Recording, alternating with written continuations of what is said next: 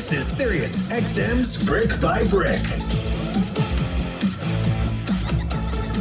Welcome back to Brick by Brick. We're going to close things out, TK, for this week's edition with a guy that shares the passion that you and I possess for, well, that massive facility known as the Indianapolis Motor Speedway and the greatest spectacle in racing, the Indianapolis 500. He has authored a book that is entitled What I've Learned from Attending Over 35 Indy 500s, Lessons in Sales, Motivation, Leadership, Management, and Life in General. Jeff Cowan joins us now. Jeff, that's a mouthful. Yeah, it is, huh? But it's what I think it kind of says it all, huh? So how did you come about or decide to put pen to paper and share your thoughts and the way that the Indy 500 has affected you in those areas? Well, I am a professional motivational speaker and trainer and author of sales books. And so when I do my presentations, many times, I talk about stories and lessons I've learned from watching and attending the Indy 500. And then I always end my meeting with this big goal-setting thing, which revolves around this huge story about Indy being my goal every year. That's what I get out of bed for, to go see the Indianapolis 500. I mean, I've got other goals, but the main one is the Indy 500. As a matter of fact, it's the only rule I had when I got married, that don't get married, don't have a baby, don't die. And so people love those stories, and they encouraged me. They said, my clients said, you need to put that down in the book. And so I did. And it was a very, very fun thing to do, because it was, kind of like it was just fun talking about the stuff, reliving the memories. Jeff, I mean, obviously you have many stories, but tell us one of your favorites. I'm not going to say the favorite, because I know it's like me, people asking me what's my favorite moment, over all these years. I have a few, but tell me one that stands out for you, that it's in the book. We don't want to give too much away. We want people to buy the book and read the book. But tell me one of your favorites, like a short one. Well, one of my favorite ones is, and it's going to sound like I'm sucking up, is when you won the Indy 500. And, because as everybody knows, you're answer. You're a fan favorite, and you go back and, because I write about this in the book, you are the only driver to have led the Indy 500 the first 7 times you ran it. You ran for the biggest teams. You're the only one in any realm of racing that completed every lap on every race during a season. Championship driver. And then heartbreakingly, all this looks like it's you. And every year we go, and like I said, my wife's one of your biggest fans, right? And it's, it's Tony. And then the heartbreaking thing happens when 7-Eleven decides to go somewhere else, and you're not driving for Andretti. It was heartbreaking. And what was just stunning to me was your reserve. I learned so much from it, because, where most of the time you see that happen, and it's the end of a career, it's down the ladder. You didn't give up, and you went to KV Racing, and you won the Indy 500. And you not only won the Indy 500, I think you did it that day because you're on in my opinion, you're on an underfunded team when you compare it to the other monsters that you've driven for, right, and that we were competing against. And I think it was knowledge.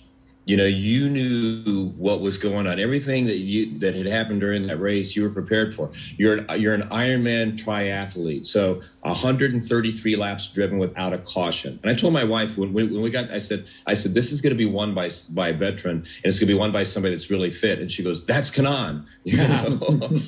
And then, you look at all the past and stuff. So that's, so to me, watching you do that, and I think you did it because of your knowledge. You were prepared for that day, and I think that team hired you because they knew that you had maybe the missing piece that they were missing, and you proved them to be right.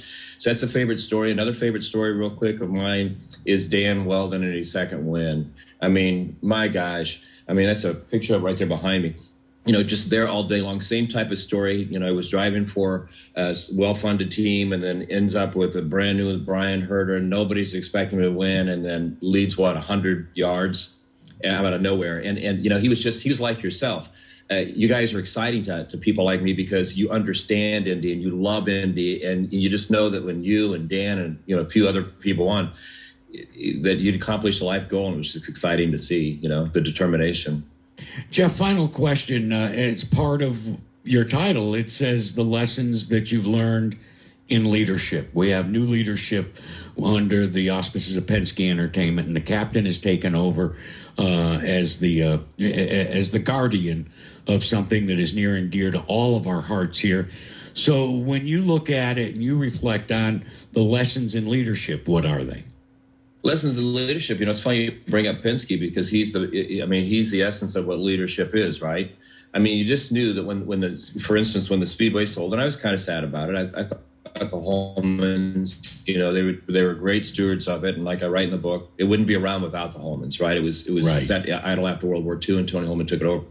So if you wanted anybody to buy it, you wanted him to buy it because it's leadership, and he's proven that just what he's done the few years he's had it, it's not only good, it's not only a great event, it seemed to be better than it was if that was possible.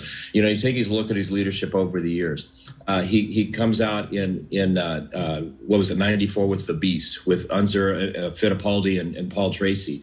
And, a leader did what he did. He looked at the rule book and said, here's what we can do. Let's not look at what we can't do, look at what we can do. And he led his team to great victories on that, dominated that race, dominated that month, And I just think he's the pinnacle of it. And he, because not only that, but like last year when he had not such a great year, he's a great loser. When he loses, I mean, I wouldn't want to be in the garage the next day, but he's always very calm and cool about it. So I just think he's the pinnacle of leadership. And you got to look at a guy like Foyt. I mean, Foyt did it his way. Foyt didn't follow anybody. Foyt led. He built. He didn't like the cars he was getting, so what did he do? He built his own and won.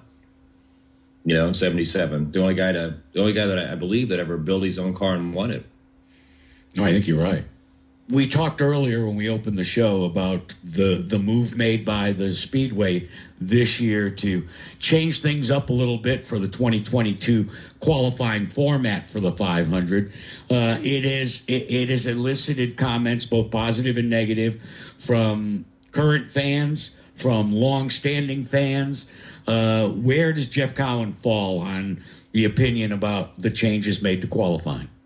I think, it goes back to Penske, and I think that, it's hard to question him on anything he does. If he's doing this, then he must feel deep down inside his heart there's going to be a bigger benefit for the competitors, a bigger benefit for the teams. And most importantly, I think, I can't speak for him, but I think he looks at it through the fans' eyes. What's going to be the most exciting thing for the fans to experience? And so I think that's probably his motivation. And so, I'm the kind of guy, when a guy like him makes a decision, maybe I agree with it, maybe I don't, but I'm going to wait and see what it is before I make any comments. But I'm excited about it. I mean, how can you not be excited about it? No, so absolutely. Hey, listen, where can we get the book? Well, you can get the book at Amazon. It's there, and I ask your readers to do this. You can get it at Amazon, you get it at Barnes & Noble, and where any books are sold. It's sold in a lot of bookstores. It's the number one best-selling book, a business book, number one business book ever written about the Indy 500. I just ask your fans if they buy it and you like it, give me 5 stars on Amazon. If you read it and you don't like it, don't tell anybody you read it. I like your way of thinking. Absolutely. Jeff Cowan, it's been a real pleasure. I look forward to diving into the book because I have an equal passion. I got it on you, though, 50 consecutive years. You do. Either attending or working the Indy 500. Thanks so much for joining us today on Brick by Brick. Thank you. You guys are my heroes. Jeff. Keep up the good work. Thank you. Well, TK, yet again, we've come to the end of our little Coco Clutch and harmonica recital. Many thanks to Jeff as well as to Beth Peretta.